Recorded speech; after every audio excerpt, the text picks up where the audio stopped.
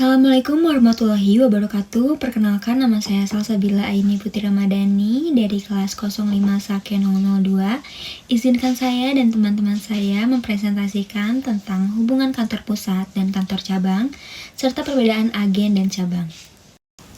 Dalam upaya memperluas jangkauan pasar dan meningkatkan penjualan, perusahaan sering membuka kantor cabang di berbagai daerah.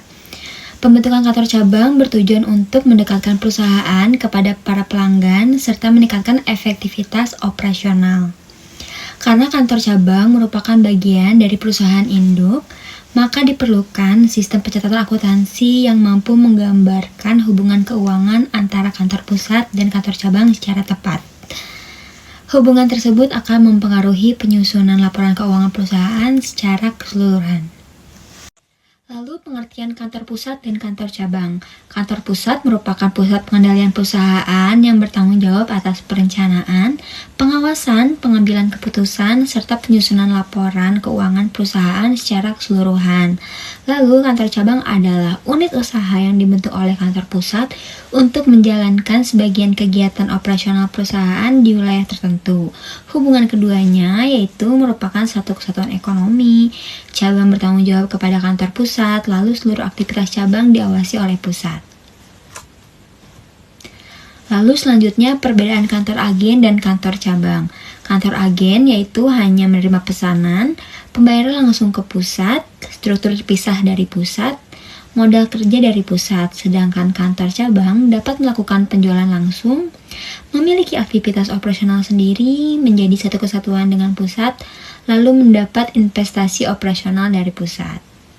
Selanjutnya akan dilanjutkan oleh teman saya. Karakteristik kantor cabang. Beberapa karakteristik kantor cabang. Yang pertama itu merupakan bagian dari perusahaan induk atau kantor pusat. Yang kedua, melaksanakan kegiatan operasional perusahaan di area tertentu.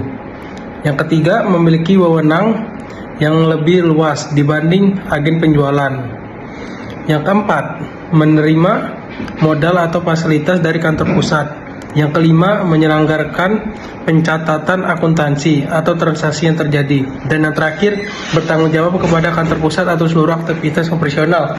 Hubungan akuntansi, kantor pusat dan cabang. Hubungan antara kantor pusat dan kantor cabang dapat diibaratkan sebagai hubungan antara investor dan investasi.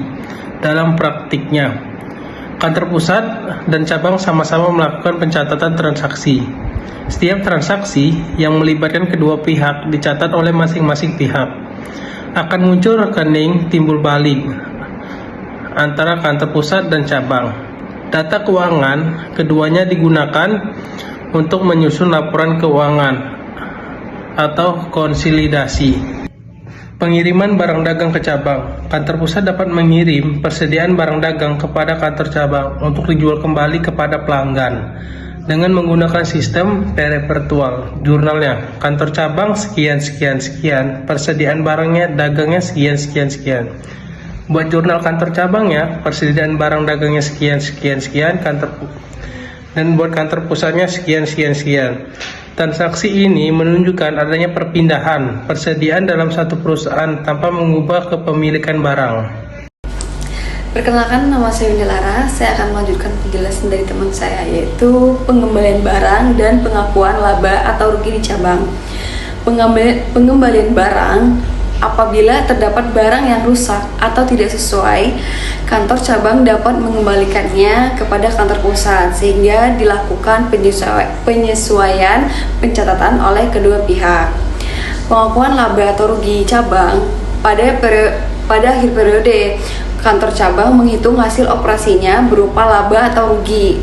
Dengan tujuan pengakuan laba atau rugi ini yang di cabang, yang pertama mengetahui kinerja cabang, yang kedua menjadi dasar evaluasi manajemen, yang ketiga membantu penyusunan laporan keuangan konsolidasi.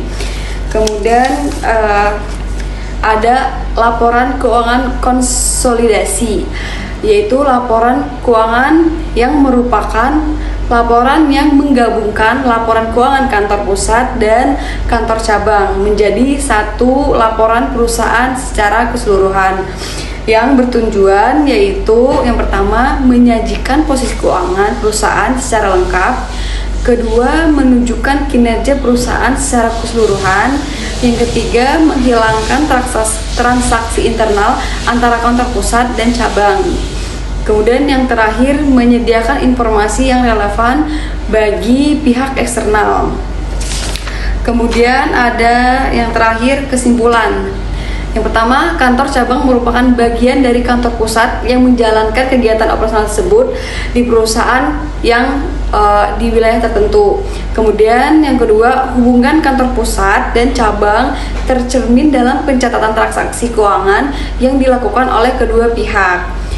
Kemudian transaksi seperti pengiriman kas, pengiriman barang dagang, dan pengakuan laba atau rugi menimbulkan rekening timbal balik. Dan laporan keuangan konsolidasi diperlukan untuk menyajikan kondisi keuangan perusahaan yang secara menyeluruh. Lalu sistem akuntansi yang baik akan membantu perusahaan mengendalikan dan mengevaluasi kinerja setiap kantor cabang. Demikian presentasi dari kami. Kurang lebihnya kami mohon maaf. Wassalamualaikum warahmatullahi wabarakatuh.